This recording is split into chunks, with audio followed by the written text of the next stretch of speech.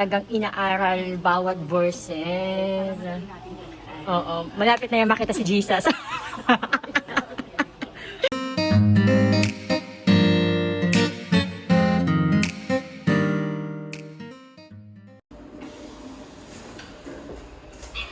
Hi!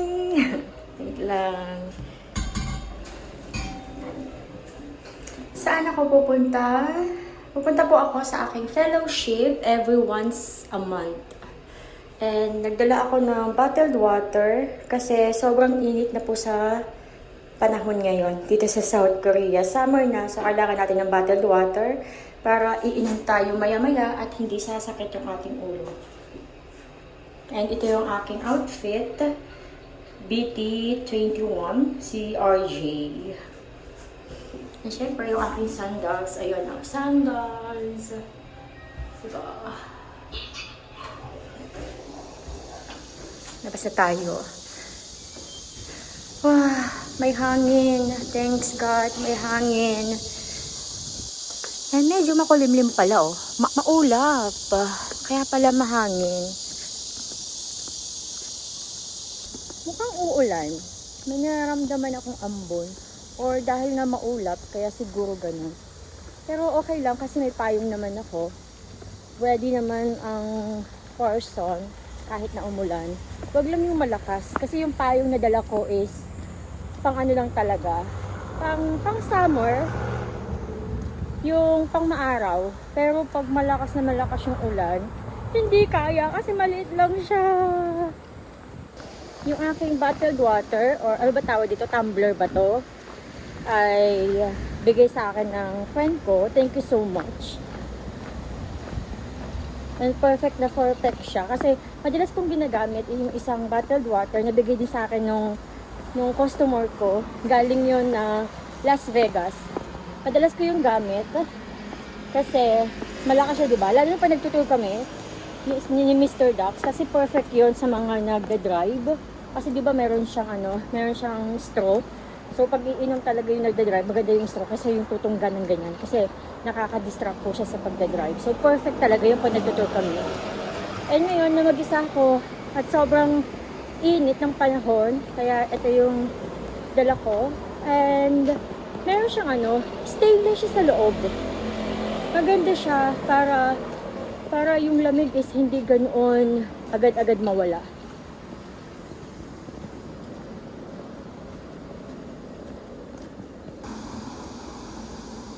Parang uulan talaga. Lakas ng hangin. Tignan natin kung ilang minuto pa yung aantayin ko. 3:00. 2 minutes na lang. Malapit na 2 minutes na lang.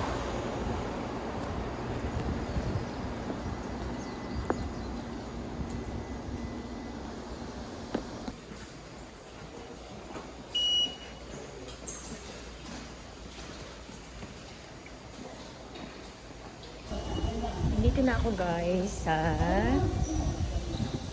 City Hall Station.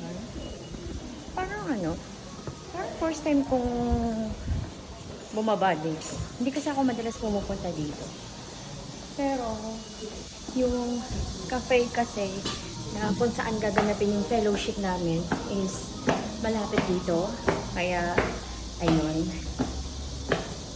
Kadalasan yung pinaggaganapan ng aming fellowship every once a month ay yung parang nasa sentro siya lahat ng mga member. Parang hindi naman mahirapan. Tapos didiretso lang tayo. Nauna nang dumating si Jing, medyo maaga siya. Yung aming meeting time naman is 12:30 and ngayon is mag-12 pa lang. So, maaga pa din ako. Hindi ko kailangan as in na magmadali. Chill-chill lang tayo sa paglalakad. Ang almusal ko ngayon, yung natirang suman bukayo doon sa binili namin ng mga kakanin. Yun yung almusal ko. Tapos, hindi din ako nagkape. Kasi nga ngayon is nasa cafe kami, di ba? Magkakape din ako. So, hindi muna ako nagkape. And ngayon ay medyo gutom ako. Bago naman kasi kami mag-fellowship, ano muna kami yan? Magkakape, kakain muna kami. Tapos after kumain, is mag-fellowship na. So, okay lang.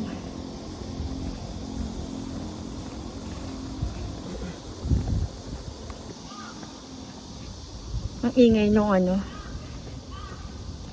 Nung uwak. Pak, pak, pak. Binijing. Pag nakita ko daw tong yellow na to ay mag-turn right lang daw ako.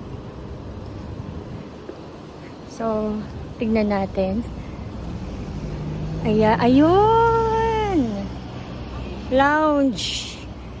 Nakakatawa. Ayun siya. Lounge plus coffee branch. Para siyang ano, para siyang motel, diba? Pero cafe pala siya. Hindi ako makapagpayo kasi syempre nagbablog ako, tapos may bit-bit pa ako nito. Hindi ko siya nilalagay sa bag ko kasi mainit siya. I mean, malamig siya. Maliit lang ba ito? Ba't parang maliit?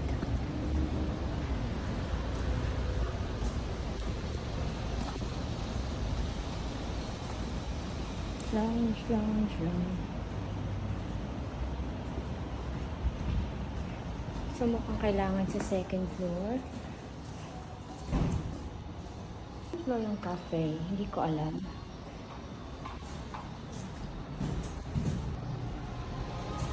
Wow! Ang ganda in fairness.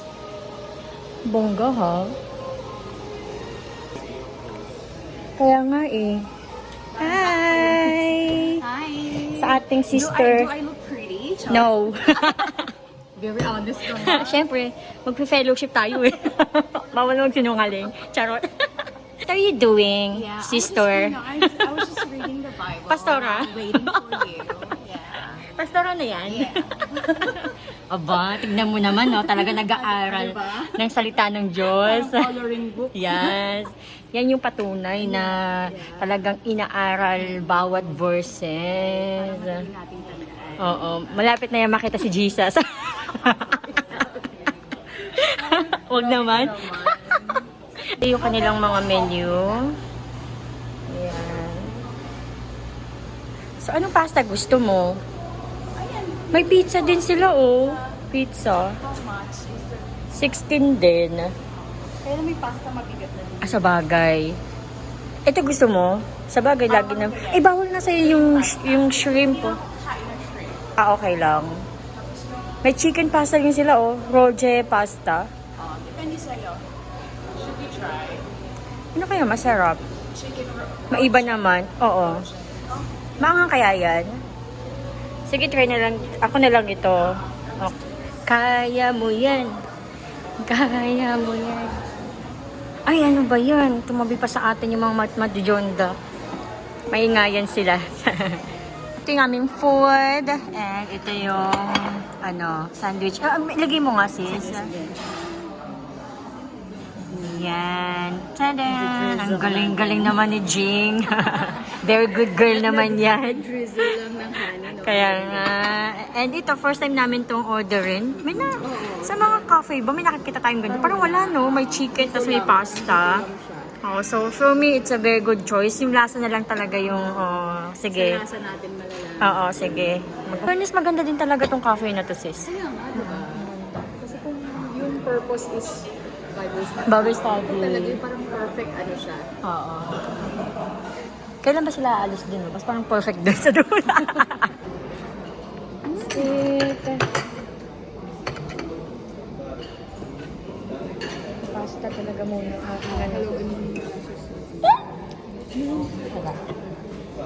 Parang may cheese kasi. Baka dumating sa... Baka napunta sa aking sa aking... Marami din yung serving ng pasta. Oo, in fairness. Madami yung mga serving nila dito. Kung ano talaga siya. Good for sharing talaga siya. Kagaya nito, ayan. Oo. Masarap yung ano nila. Ay, may ano siya, may saba? Oh, oo. Ano yun? May saba? Saba. Oo. Saging Saba? plantain. Saba. Masarap.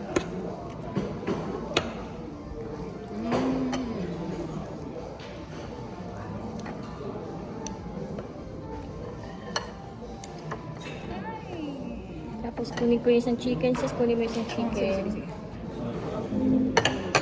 Dumating na din yung isang kasama namin, pero mauna lang kaming kumain kasi mga ano talaga kami. Mga gutom na. Hindi ako nag-breakfast. Oo, yung aming mga tuhod is nanginginig na. Naalala ko tuloy yung nag-fasting ako. Wow. Masarap. Good. Sa akin okay siya. Masarap siya. May kunting anghang siya. May kick ko. Akala ko ba ayaw mo sa mga maaanghang? Akala ko din eh. Sometimes I don't know myself. Charot.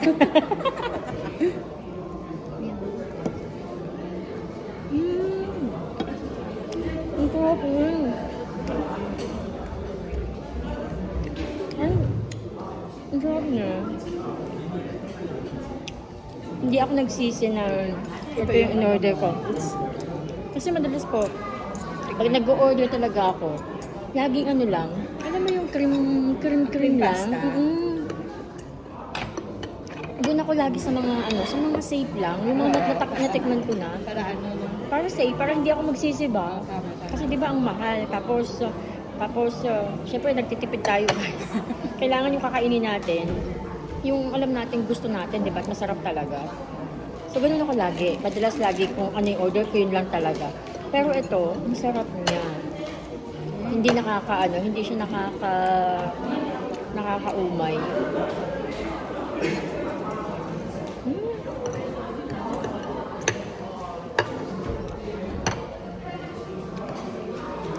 Madalas ka pa din yung upload mo every week or every day.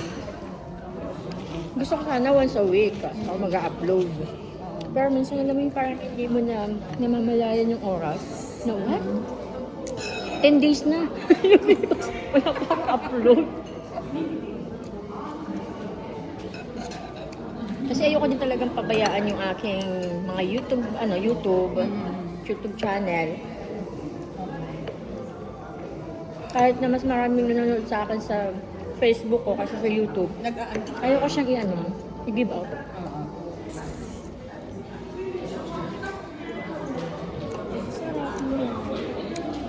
Pag-aaralan mga sis ay sa New Testament naman. New Testament. Yes.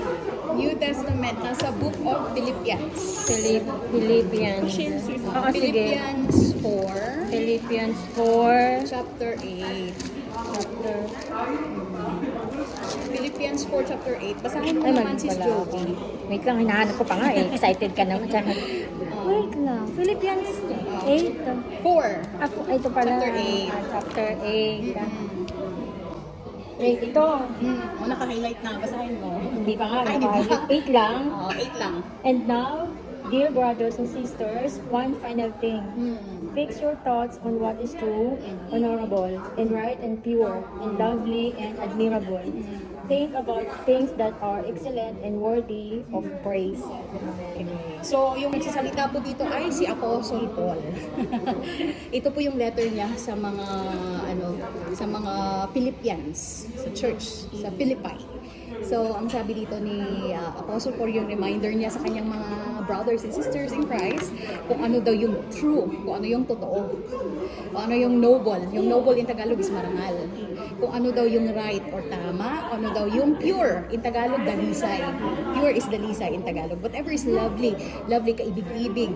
Kung ano daw yung admirable, kahanga-hanga. At kung ano daw yung excellent or praiseworthy, kapuri-puri, yun daw yung mga bagay na iniisip dapat natin. Totoo naman, di ba? Pero hindi naman ibig sabihin ni Apostle Paul na kung may problema ka na, huwag mo nang isipin yan. Mahina ka, huwag kang ganyan. Mahina kang nilalang. Hindi naman ganon. But ang reminder lang ni Apostle Paul sa kanyang mga brothers and sisters in Philippi na kung ano yung totoo. Kumbaga kung ito yung sinasabi ng kaaway sa iyo, for example, na dini-discourage ka. Like for example, ikaw talaga hindi ka na magbabago, ganyan ka na talaga. O, masama na talaga ugali mo. Chismosa ka ngayon, chismosa ka pa din bukas. Forever. Forever ka na chismosa. Ganon. So hindi mo siya papaniwalaan kasi ang sabi ng Panginoon, 'di ba, sa Bible, sabi ng Bible, whoever is in Christ is a new creation. Di ba? The old is gone, the new is here. So, i-rebuke mo yan. yung lies ni Satan. Yan yung gustong yung reminder ni Apostle Paul, kasi whatever is true, kung ano yung totoo, 'di ba? Tapos kung ano daw yung marangal. Syempre may mga times no na kaya nga 'di ba, yung warning din sa atin. Dapat kung ano yung mga pinapanood natin, kung ano yung mga pinapakinggan natin, maging maingat din tayo. Siyempre, hindi naman ako single, no? Hindi naman ako virgin. So, I am a married woman. So, last night, nanood ako ng mga erotic sa Netflix. Kasi ang dami pala nun. Oo. Ang dami. Tapos parang nakalagay lang siya na 19 up. Pero hindi naman siya porn. Hindi siya- Ano lang siya. Adult movies like that. Yung dati na Oo, sex oo. movies. So parang nakakagulat kasi especially yung mga old movies. Sabi ko, meron palang ganun. So syempre parang minsan nakikita mo siya. Syempre, pagkatapos mo siyang panoorin, naiisip mo pa din siya. Nasa utak mo siya. So parang sabi ko, Lord, sorry, parang naging basurahan yung ano ko. Yung iniisip ko, that's why yung warning sa atin. Be very careful sa kung ano yung mga pinapanood mo. So, kung ano yung mga pinapakinggan mo. Diba? So, isip na may iniisip silang masama. Sabi ni Melay, kasi masama yung iniisip ko. So, doon ko na tayo pala talagang mga tao. Parang innate sa atin na talaga minsan negative yung iniisip natin about other people. Minsan kahit tumingin lang, ba't kaya ako tinitingnan ito? Di ba? Parang yung parang... Gusto niya siguro gano'n, di ba? Parang minamalita ako Oo, ito parang minamaliit, gano'n. Napatingin lang pala. Oo. Nakatingin lang kasi... Malay mo tumagos Oo, di tama. Hindi ka napansin. Oo. So, most of the time, talagang, nag-iisip tayo ng masama. So, yun yung sabi ni Mena, kasi nag-iisip ng masama, gano'n. So, dapat pala hindi natin siya ini-entertain. I-rebuke natin siya kaagad. Yun yung reminder ni Apostle Paul sa atin. Kasi sabi dito, a mind centered on God is strengthened to experience His peace and to live wisely. Kasi pag nag-iisip tayo ng masama, yung peace natin nawawala. Di ba? Yes, that's right. Paano na lang yung future namin? Paano na lang kung mawala yung work ko? Di ba? Minsan, health scare. Di ba? Nandito na ako sa bus, guys. Yan. Thank you, Lord. Ngayon ay 3:27 na. Medyo nag-overtime kami. Dapat yung fellowship namin is 2:30 lang. Pero medyo natuwa kami sa usapan namin. Kaya medyo nag-overtime.